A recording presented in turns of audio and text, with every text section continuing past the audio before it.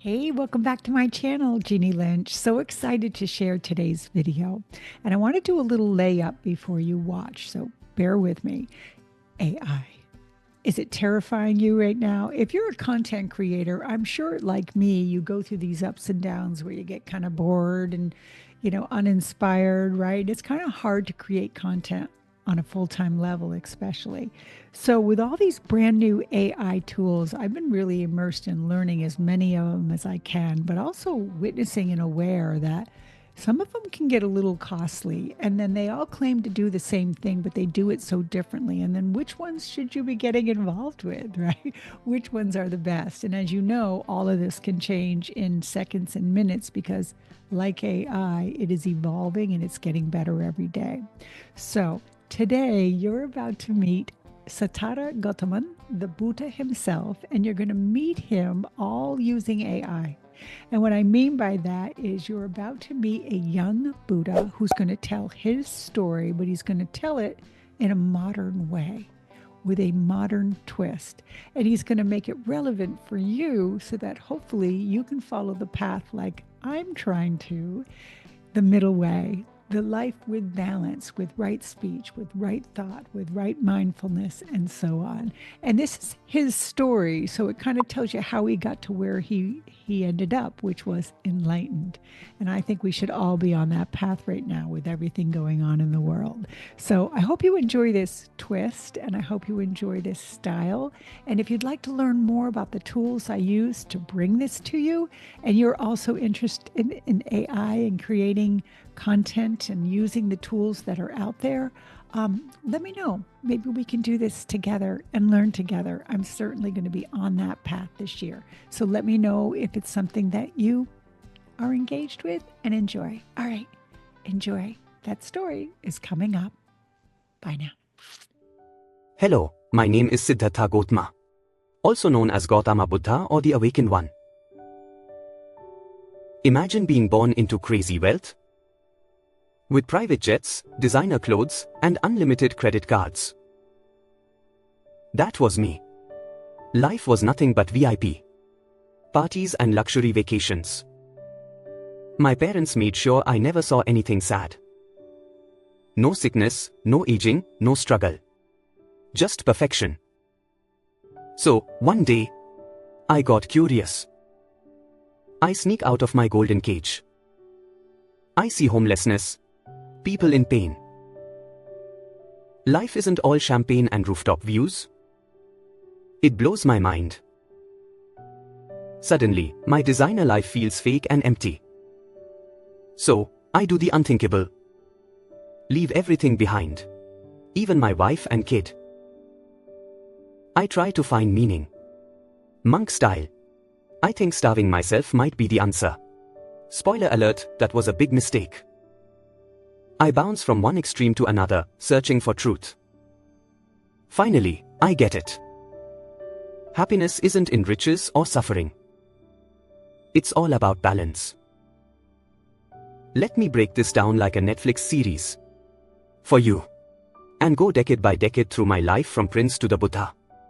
Thanks for watching. And enjoy. From age 0 to 10, I was the bubble boy prince. I was born into royalty, spoiled as F, and protected from anything bad. The lesson I learned is that ignoring problems doesn't mean they don't exist. From age 10 to 20, I was known as the palace privileged kid. Living in a royal Disneyland, I had everything, except a clue about real life. The lesson here was, you can have everything and still feel empty. In my 20s through my 30s, this is when I accomplished my great escape. I started sneaking out at night and saw suffering for the first time. This activated an existential crisis for me. I realized that real life isn't all sunshine and gold objects, it is messy, but that is where wisdom starts. When I reach my 30s and 40s, I call this period my Monk Misfire. I go into full monk mode, I starve myself, and almost die trying to find wisdom in a low-carb diet. So stupid. I learned that extreme lifestyles don't bring happiness. But balance does. At this point, I approach my 40s and 50s. And my awakening begins. I start to grow up. You could say I was a late bloomer. I start meditating non-stop. I beat up my mental demons and wake up to the truth. Thanks to more. I quickly realized that all suffering comes from clinging, and the ability to let go is where you can find peace. At this point, I'm in my 50s and 60s and my Buddha brand goes viral. I start teaching and gaining followers, but the good kind, not social media ones. I uncover the best thing I can share isn't wealth or my social status. It's wisdom and experience of how I got here. In my 60s and 70s I reached the OG mindfulness coach status. Yes, the original gangster. I traveled non-stop, teaching the don't worry be happy mindset before it was cool. Teaching my students that inner peace is free, you gotta train your mind. When I hit my 70s and 80s, I call this my final wisdom drop period. My hips are killing me from sitting in easy poses for hours of meditation.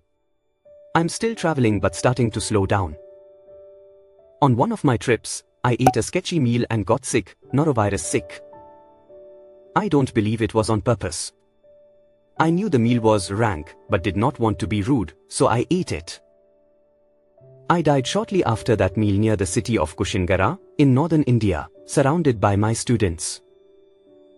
But this is also where I happened to break free from the cycle of rebirths and attained nirvana, an absolute release from karmic rebirth. So there is that.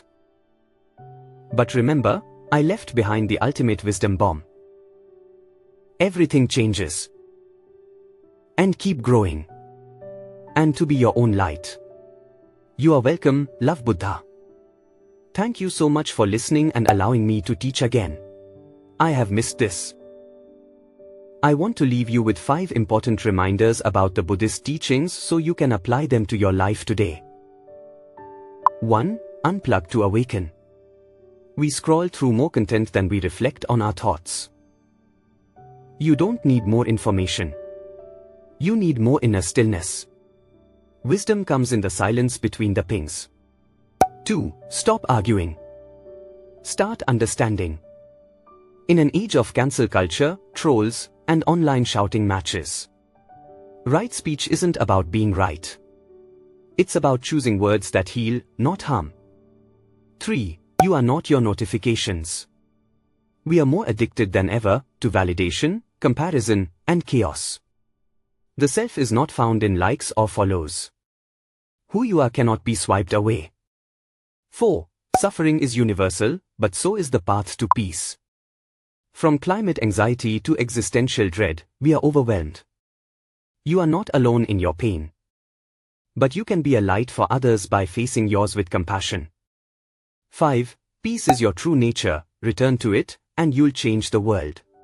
If Ginny handed me a mic right now, I would drop it and remind you in this last message. Stop looking for enlightenment like it's lost. You are the peace you seek. Your calm in the chaos ripples farther than you know. Namaste, my students. Hey, I hope you enjoyed today's AI video, and let me know if you received a message from the Buddha in a comment below. And don't forget to smash the like button and share with a friend. Okay, we'll see you next video.